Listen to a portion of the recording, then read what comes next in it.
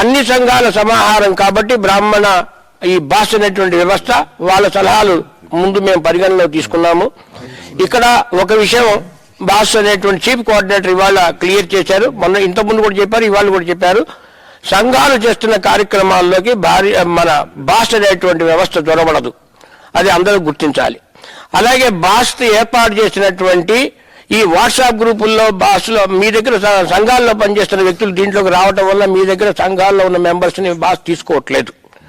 అలాగే మీ కార్యక్రమాలకు ఎటువంటి అడ్డువేడు సరిగదా. ఒక మంచి సలహా ఇవాళ నిర్ణయం తీసుకున్నారు. ఏంటంటే కనుక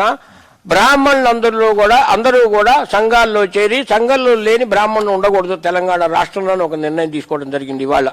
దాని ప్రకారం రేపొద్దున ఈ బాస్ పూర్తిగా మంచి స్థితికి వచ్చిన తర్వాత మన తెలంగాణలో రాష్ట్రంలో అత్యధిక దరిద్ర రేఖ దిగువన ఉన్నటువంటి బ్రాహ్మణులకి సహాయం చేయాల్సిన కార్యక్రమం కూడా చేపట్టబోతున్నాం.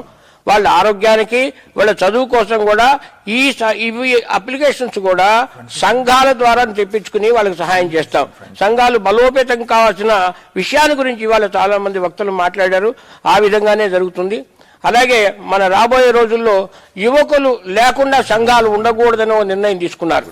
యువకులకి అధికారం అప్పచెప్పాలి, వాళ్ళకే రాజ్యాధికారం రావాలని చెప్పి కూడా బ్రాహ్మణ రాజ్యాధికారం రావాలని కూడా ఇవాళ నిర్ణయం తీసుకోవడం జరిగింది.